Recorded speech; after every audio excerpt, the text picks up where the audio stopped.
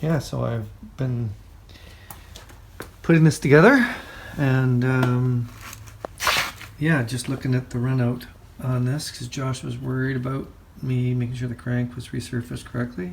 And if I turn this thing, I'm getting, you know, plus minus 2 thou run out all the way around. Ow! My finger ripped against the gear there. Anyway, yeah, no, it's good. Here I've got this adapter for a external oil filter. I'm just tired of reaching up inside. It's very tight because I have a cross member that runs in front of the engine that supports the front of the chassis that gets in the way. Plus my oil return, my coolant return line runs right over the oil filter, so it's just a pain in the butt. So I'm remotely locating a K&N mesh like cleanable filter. It's debatable whether or not those things are any worse than high quality paper filters, and I'm just going to be changing the oil quite often and checking the filters to see if there's any shit in them and any metal bits. So anyway, I haven't finished torquing this down, but I've got the bolts to around 10 foot-pounds just to check the run out, and so that side of the engine's all done up pretty much, and then this side's done as well. Yeah, so next thing is going to be I'm going to bolt the transmission up to it, and then I'll lift it in and mount it in the chassis. So get these two things married to each other and then pop it in. Yeah, she's back together, and I'm gonna slide her underneath and start lifting her into place. I'll put the heads on later because I can't get a lot of the plumbing done with the heads on. It's sort of cramped in there, so it's easier to put the head on after. Well, it's loosely back in. We torqued the motor mounts down and got a little bit of fiddling to do, but I just pulled it up with some come-alongs, or some straps actually, with a little bit of support from the transmission hoist underneath, so kind of like fiddled and farted. My new technique these days is not to install it with the motor mounts and the trans mounts, leave those off. When you get close to being in position, loosely sort of put them in and then bolt them in, and have none of the brackets at the back either. So yeah, so it's in, it's good. Oh, the motor mounts, I had to flip the mounts on both sides upside down relative to the instructions that BlackForest gives. The logos, everything have to be upside down, and the reason is that the front and rear mounts won't mount, the engine's too low. And I remember this from pressing in the mounts that the BlackForest guys have instructions on the website and they're wrong. So, but otherwise the mounts are really sweet in terms of the solid, low diameter rubber mounts. Even though that they're solid, they're soft rubber, but they support the engine and the transmission much better. And my alignment, both front and rear, are bang on the original factory with no fiddling, no spacers, nothing. It really positively locates the whole assembly. So pretty happy about that. So I'm just finishing up the installation and tuning of the USRT, the USRT spherical, or I guess I should say helm joint shifting mechanisms. Let's see if I can see a little bit better from this angle here. So there's the swivel. So basically you're drilling out the rotted round balls and putting in this new hardware. So I replated everything with the zinc bath. So all these components are hopefully rust free into the future. Anyway, and then the SCCH spherical shifter ball here too. So it's let's see if I can hold. I've got the light here. So it's very it's I got the short throw shifter right now. It's a bit stiff right now, but there's zero slop. It's very precise. It's gotten rid of any remaining slop that was in the system. This particular ball here is a little too tight for me right now. I've lubricated it and hopefully it'll break in a bit more. So very precise shifting, a little bit too firm maybe right now, but we'll see as we break it in. Yeah, so things are almost all back together under the hood here. I'm doing a leak down test. It varies a little bit. You can see on the gauges here, cylinder number 1, it's around a 10% leak down. It's never been fired, obviously. It was every time I turn the engine over, I get slightly different readings. So anywhere between sort of 5 and 9% leak down, sort of 91 to 95 out of 100. You know, I don't think that matters too much. The engine probably needs to break in a little bit, and getting a little bit out the intakes, and maybe not. But I think everything has to settle in a little bit. The valve lashes are still good. So anyway, I'm getting pretty close to putting fuel in this thing and coolant and firing it up. Yeah, so I just sort of wiggled the pressure up and down a little bit, and things seed in a little bit. Maybe the valves need a little bit to seed in. So it's the compressor running. Now it's at 5% leak down. It varies. So that was my worst cylinder before. Now I've put oil in it and cranked it over and got the pressure up to 65 psi at 200 RPM. Let it spin for a couple minutes, in fact. And so I went from 9% on my worst cylinder to 6% on my worst cylinder. So it's between 6 and 4% on all of them. So or 6 and 7% and 4%. So we're getting there. I'm sure it'll improve further when I actually fire it. So that's cylinder number 1. I like that. Almost 96. Fresh spark plugs. They're going in.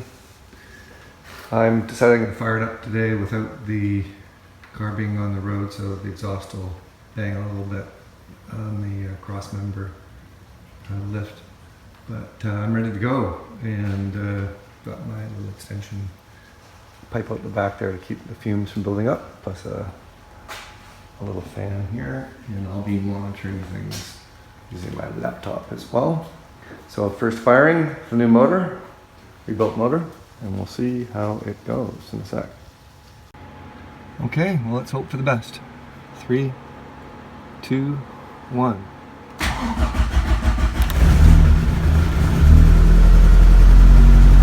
There you go. Well, pressure's good.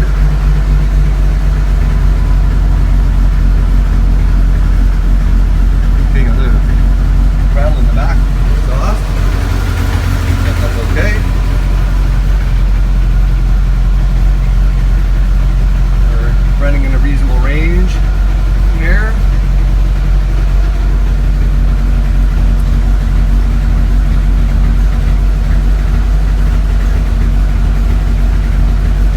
Yeah, it's pretty good. So what we're going to do is we're going to let this thing warm up to 100 degrees Fahrenheit, and then we're going to shut it off, and we're going to let it cool right back down, and then we're going to take it up to 125, and then let it cool right back down, and then to 150, and let it cool right down, and then we're going to change the oil. That's what Josh wants me to do, and then after that go to some street driving. Yeah, so we're good. This is awesome.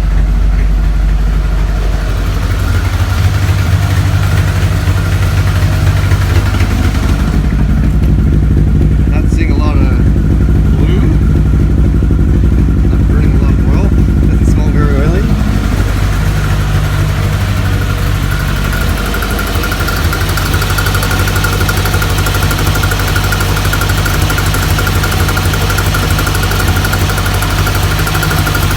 Yeah, we're in a pretty good place.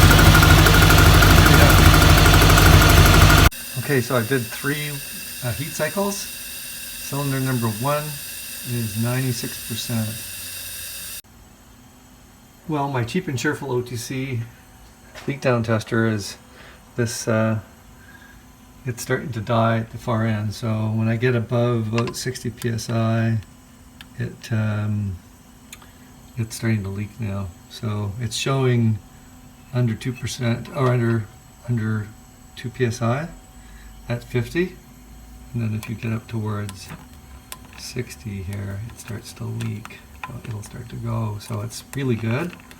And then, oh, maybe it's gonna hang in there this time. Oh no, see, now it's starting to leak. So that's the air is coming from here. So yeah, no, it's all cylinders are between 95 and 96%. So less than 5% leakage. So really, really good. Super, super happy. And the plugs, after 10 minutes of running, are all super clean, right? So there's no oil, there's no nothing. All the plugs are looking really, really good. Happy. Yeah, so I'm taking apart this K&N external oil filter and just unscrewed the end of it, and then here's the internal filter element, and I've rinsed it out with brake cleaner, and I'll take some nice pictures in a minute of it. But this is what's inside.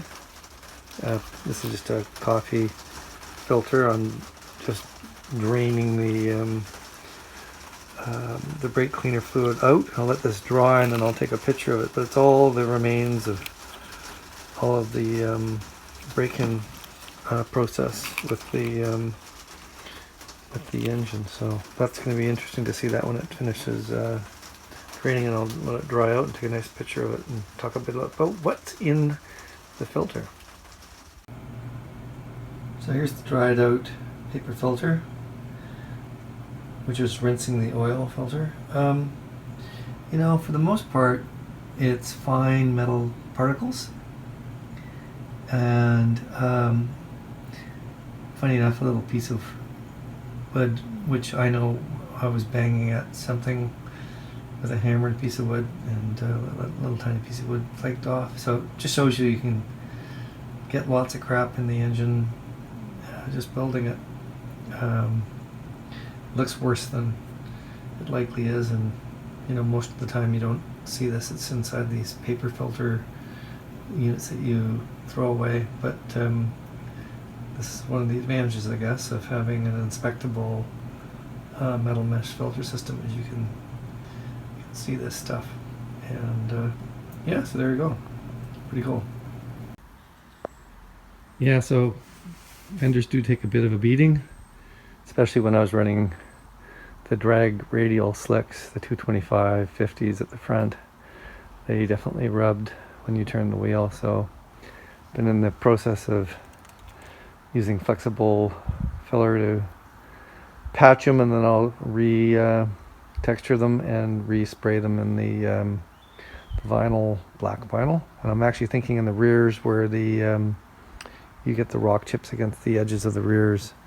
You know, you get little rocks thrown by the front wheels, and they hit the edges and they damage this. So I'm gonna try just a portion of it in plasti dip, spray black plasti dip, and see if it's a bit more robust.